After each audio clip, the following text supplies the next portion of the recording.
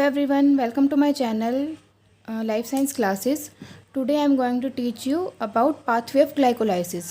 तो previous video में हमने स्टडी किया था ग्लाइकोलाइसिस का बेसिक और पायरुवेट का फेट, और अब हम स्टडी करेंगे ग्लाइकोलाइसिस का पाथवे कि कैसे 6 कार्बन शुगर जो है 3 कार्बन पायरुवेट में वो कन्वर्ट होती है। तो ये 10 स्टेप्स में ये पाथवे कंप्लीट होगा और 2 फेजेस में। पहला है प्रिपरेटरी फेज़। तो प्रिपरेटरी फेज़ को हम एनर्जी इन्वेस्टमेंट फेज़ भी बोलते हैं क्योंकि यहाँ एटीपी का यूटिलाइजेशन होता है। तो ये इसमें क्या होगा, ग्लूकोज 6 कार्बन शुगर है, ये कन्वर्ट होगा, मतलब हेक्सोज 6 कार्बन शुगर, हेक्सोज से ये ट्रायोज में कन्वर्ट होगा। तो हेक्सोज क्या है, ग्लूकोज। तो ग्लूकोज पहला स्टेप है, ग्लूकोज 6 फॉस्फेट में ही कन्वर्ट होगा by the help of enzyme hexokinase. जो हेक्सोकाइनेज है वो डाइवेलेंट आयंस की प्रेजेंस में ही काम करता है, जो काइनेज फैमिली है। और इसमें क्या होगा, एटीपी का यूटिलाइजेशन होगा, 1 एटीपी एडीपी में कन्वर्ट होगी। और यहाँ फॉस्फेट ग्रुप ऐड हुआ है एटीपी से, तो इसलिए स्टेप को कहेंगे फॉस्फोराइलेशन। अब ग्लूकोज से ग्लूकोज 6 फॉस्फेट बना जो कि 6 कार्बन शुगर है। अब ग्लूकोज 6 फॉस्फेट फ्रक्टोज 6 फॉस्फेट में कन्वर्ट होगा by the help of enzyme phosphogluco isomerase. इसे आप सिर्फ आइसोमरेज भी बोल सकते हो। इसमें क्या हुआ, conversion of aldose into ketose sugar. तो यहाँ आइसोमराइजेशन हुआ है, तो इसलिए इस स्टेप का नाम होगा आइसोमराइजेशन। अब ग्लूकोज 6 फॉस्फेट है वो कन्वर्ट हुई फ्रक्टोज 6 फॉस्फेट में। अब फ्रक्टोज 6 फॉस्फेट को कन्वर्ट होना फ्रक्टोज 1,6 फॉस्फेट में, किस एंजाइम की हेल्प से, फोस्फोफ्रक्टोकाइनेज। अभी फिर से काइनेज फैमिली से है, तो यहाँ पर डाइवेलेंट आयंस यूज़ होंगे और एटीपी का यूटिलाइजेशन होगा। तो एटीपी एडीपी में कन्वर्ट होगी और फॉस्फेट ग्रुप ऐड हुआ है तो उसे कहेंगे फॉस्फोराइलेशन। और ये यहाँ बिसफॉस्फेट का मतलब है कि सेपरेट मोनोफॉस्फेट ग्रुप्स यहाँ प्रेजेंट हैं। और अब फ्रक्टोज 1,6 बाई फॉस्फेट है वो 2 मॉलिक्यूल्स में वो कन्वर्ट होगा by the help of enzyme aldolase. अब एल्डोलेज एंजाइम को भी डाइवेलेंट आयंस चाहिए, तो यहाँ पर Zn2 पॉजिटिव आयन यूज़ होगा। अभी 2 मॉलिक्यूल्स में कन्वर्ट होगा, जिसे स्टेप को कहेंगे क्लीवेज। तो ये कन्वर्ट हो ग्लिसरल एल्डिहाइड 3 फॉस्फेट और डाईहाइड्रोक्सी एसीटोन फॉस्फेट। अभी जो ग्लिसरल एल्डिहाइड 3 फॉस्फेट है ये ऐसे ही एज इट इज़ आगे पाथवे में यूज़ होगा, लेकिन डाईहाइड्रोक्सी एसीटोन फॉस्फेट जो है वो ग्लिसरल एल्डिहाइड 3 फॉस्फेट में पहले कन्वर्ट होगा, किस एंजाइम की हेल्प से, ट्रायोज फॉस्फेट आइसोमरेज। तो यहाँ भी आइसोमरेज एंजाइम यूज़ हुआ है, मतलब आइसोमराइजेशन हुई है, तो इस स्टेप को भी कहेंगे आइसोमराइजेशन। और यहाँ पर हमने देखा था कि ग्लूकोज 6 फॉस्फेट भी 6 कार्बन शुगर है, ये भी 6 कार्बन शुगर और ये भी 6 कार्बन शुगर। और अब जब फ्रक्टोज 1,6 बिसफॉस्फेट है वो 2 मॉलिक्यूल्स में कन्वर्ट हुआ है, मतलब ये जो 6 कार्बन शुगर है वो 2 में कन्वर्ट हुई, तो 3 कार्बन 3 कार्बन। तो ग्लिसरल एल्डिहाइड फॉस्फेट भी 3 कार्बन शुगर है और डाईहाइड्रोक्सी एसीटोन फॉस्फेट भी 3 कार्बन। तो अब ये ग्लिसरल एल्डिहाइड 3 फॉस्फेट में कन्वर्ट हुई, तो ये भी 3 कार्बन। अब ग्लिसरल एल्डिहाइड के 2 मॉलिक्यूल्स हो गए हैं। अब ये 2 मॉलिक्यूल्स क्या है, पेओ फेज़ में एंटर करेंगे। प्रिपरेटरी फेज़ यहाँ पर कंप्लीट हो गया। प्रिपरेटरी फेज़ में क्या हुआ था, यूटिलाइजेशन हुआ था एटीपी का। तो हमने 2 जगह पढ़ा कि एटीपी यूटिलाइज हुआ, एक तो स्टेप 1 में जहाँ हेक्सोकाइनेज यूज़ हुआ है, और एक स्टेप जहाँ फ्रक्टोज 6 फॉस्फेट फ्रक्टोज 1,6 बिसफॉस्फेट में कन्वर्ट हुआ, मतलब फॉस्फोफ्रक्टोकाइनेज जहाँ पर था, थर्ड स्टेप फॉस्फोराइलेशन, वहाँ पर एक एटीपी यूटिलाइज हुआ है। अब है पेओ फेज़, ये है इसमें क्या होगा, एनर्जी का फॉर्मेशन होगा, मतलब एटीपी का फॉर्मेशन होगा। तो 2 मॉलिक्यूल्स थे ग्लिसरल एल्डिहाइड 3 फॉस्फेट के, ये क्या है, यहाँ पर 3 कार्बन शुगर है, इसके 2 मॉलिक्यूल्स हैं।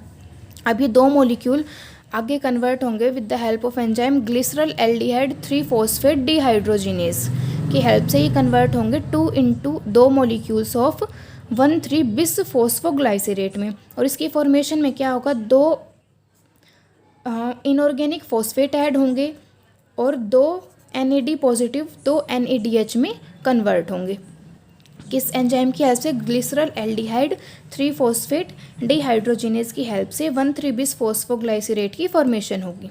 अब ये जो बिस फॉस्फोग्लाइसरेट है ये कन्वर्ट होगा 3 फॉस्फोग्लाइसरेट के 2 मॉलिक्यूल्स में with the help of enzyme phosphoglycerate kinase. अब ये काइनेज फैमिली है। तो प्रिपरेटरी फेज़ में हमने स्टडी किया कि जहाँ भी काइनेज फैमिली का एंजाइम था वहाँ एटीपी का यूटिलाइजेशन हुआ था, लेकिन यहाँ क्या है, एटीपी का फॉर्मेशन होगा। अब एटीपी का फॉर्मेशन होगा तो मतलब सबस्ट्रेट लेवल फॉस्फोराइलेशन होगा। अब सबस्ट्रेट लेवल फॉस्फोराइलेशन का मतलब क्या है कि ये जो एंजाइम है ये सबस्ट्रेट से फॉस्फेट ग्रुप को उठाकर और एडीपी को दे देगा। जैसे एडीपी है डाइफॉस्फेट, उसके पास एक और आ जाएगा तो ट्राइफॉस्फेट, जिससे कि वो एटीपी में कन्वर्ट हो जाएगा। तो इसलिए इसे बोलेंगे सबस्ट्रेट लेवल फॉस्फोराइलेशन।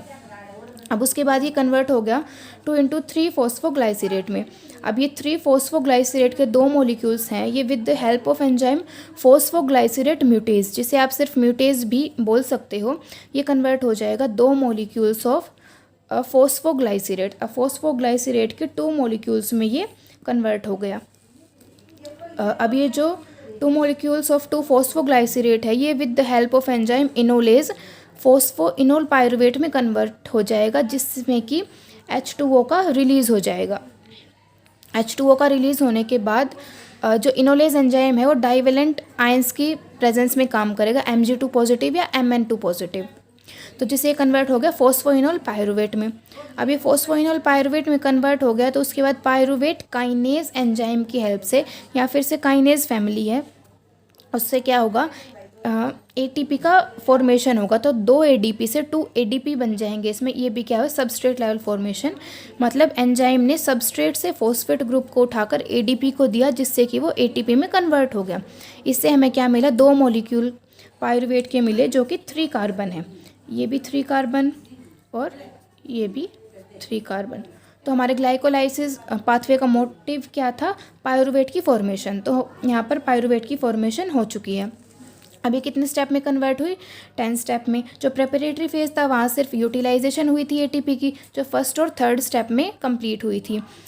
जो फ्रक्टोज 1,6 बिसफॉस्फेट था वहाँ तक 6 कार्बन शुगर था, 6 कार्बन शुगर प्रेजेंट थी। उसके बाद क्लीवेज हुई, वो 2 मॉलिक्यूल्स में कन्वर्ट हुआ जहाँ पर वो 3 कार्बन में फॉर्म हो गए थे।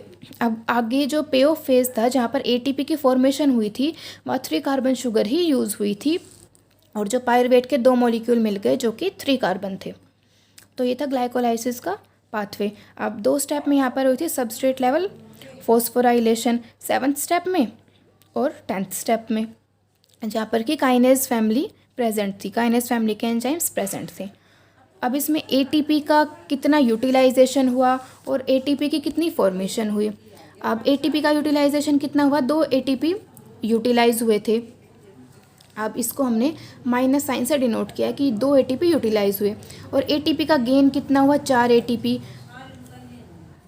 2 एटीपी 7th स्टेप में और 2 एटीपी 10th स्टेप में। सबस्ट्रेट लेवल फॉस्फोराइलेशन जहाँ पर हुई थी तो 2 और 2 4, और गेन ऑफ एनएडीपी का कितना गेन हुआ, ये हुआ था 6th स्टेप में, जहाँ पर 2 NAD पॉजिटिव 2 NADH में कन्वर्ट हुए थे। सॉरी, ये NADH है, तो ये 2 NADH में कन्वर्ट हुए थे। अब ओवरऑल गेन कितना हुआ था एटीपी का, ओवरऑल गेन तो इसमें क्या होगा, जो एक NADH है वो 2.5 ATP के इक्वल होगा।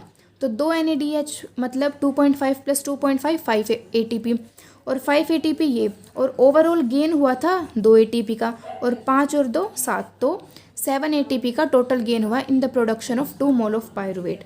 मतलब हमने 2 मॉलिक्यूल मिले थे पायरुवेट के, और पायरुवेट के 2 मॉलिक्यूल मिलने की पूरी प्रोसेस में हमें 7 ATP का गेन हुआ है।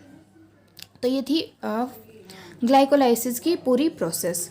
अब हमें इसका देखना है रेगुलेशन। तो ग्लाइकोलाइसिस के रेगुलेशन का मतलब क्या है कि पाथवे किस स्पीड से प्रोसीड कर रहा है, मतलब पाथवे का रेट क्या है। तो जो रेगुलेशन है वो कैसे कंट्रोल होता है, 3 एलोस्टेरिक एंजाइम्स की हेल्प से कंट्रोल होता है, जो कि इरिवर्सिबल रिएक्शंस के एंजाइम्स हैं। इरिवर्सिबल रिएक्शंस कौन सी थी, फर्स्ट स्टेप जिसमें कि ग्लूकोज 1,6-फॉस्फेट में कन्वर्ट हुआ था एक्सोकाइनेज एंजाइम की हेल्प से, और थर्ड रिएक्शन जिसमें काइनेज एंजाइम की हेल्प से फ्रक्टोज 6-फॉस्फेट फ्रक्टोज 1,6-बिसफॉस्फेट में कन्वर्ट हुआ था। और है 10th स्टेप, जिसमें कि पायरुवेट काइनेज की हेल्प से पायरुवेट की फॉर्मेशन हुई थी। अब जो पहला स्टेप है हेक्सोकाइनेज, जो पहला एंजाइम है हेक्सोकाइनेज जिसने स्टेप 1 में वर्क किया था, उसका एक्टिवेटर क्या होगा, AMP। अगर AMP की कंसंट्रेशन ज़्यादा हो जाएगी तो वो एज ए एक्टिवेटर उसके लिए काम करेगा। अगर ATP की कंसंट्रेशन ज़्यादा हो जाएगी तो वो उसे इनहिबिट करेगा, और जो ग्लूकोज 6 फॉस्फेट है वो उसके इनहिबिशन में हेल्प करेगा। फिर है जो थर्ड स्टेप फॉस्फोफ्रक्टोकाइनेज, जो थर्ड स्टेप में यूज़ हुआ था एंजाइम, उसके लिए भी AMP ही एक्टिवेटर का काम करेगा अगर AMP की कंसंट्रेशन ज़्यादा हो जाएगी तो। या फिर फ्रक्टोज 2,6 बिसफॉस्फेट भी उसके लिए एक्टिवेटर का ही काम करेगा, और अगर ATP की कंसंट्रेशन ज़्यादा हो जाएगी तो वो उसे इनहिबिट करेगा। और ATP के अलावा सिट्रेट या फिर हाइड्रोजन आयंस भी उसके लिए इनहिबिशन का काम कर सकते हैं। और इसे बोलते हैं रेट लिमिटिंग रिएक्शन स्टेप, क्योंकि ये बहुत स्लो स्टेप होता है। इसकी हेल्प से हम जो पाथवे है उसका रेट कैलकुलेट कर सकते हैं, मतलब हमें पता लग सकता है कि किस स्पीड से ये पाथवे कंप्लीट हुआ है। और फिर है पायरुवेट काइनेज।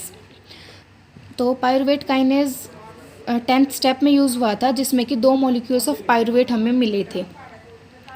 इसके लिए भी अगर AMP की कंसंट्रेशन ज़्यादा होगी तो वो इसके लिए एक्टिवेटर का काम करेगी। अगर ATP की कंसंट्रेशन ज़्यादा होगी तो वो इसके लिए इनहिबिशन करेगी, मतलब इनहिबिटर का काम करेगी। और एसिटाइल कोएंजाइम A भी उसके लिए इनहिबिशन का ही काम करेगा, क्योंकि जैसे अगर पायरुवेट बन जाएगा तो वो क्या है, एसिटाइल कोएंजाइम A में कन्वर्ट होगा बाय ऑक्सीडेशन, जो कि TCA साइकिल में एंटर करेगी। अगर उसकी फॉर्मेशन ज़्यादा हो जाएगी और इतनी ज़्यादा की ज़रूरत अगर नहीं होगी सिट्रिक एसिड साइकिल में, तो वो उसे इनहिबिट करेगा कि अब एसिटाइल कोएंजाइम A की इतनी ज़्यादा ज़रूरत नहीं है, अभी काम चल सकता है, तो इसलिए वो उसे इनहिबिट करेगा। और एलेनाइन भी इनहिबिशन का काम करेगा पायरुवेट काइनेज के लिए।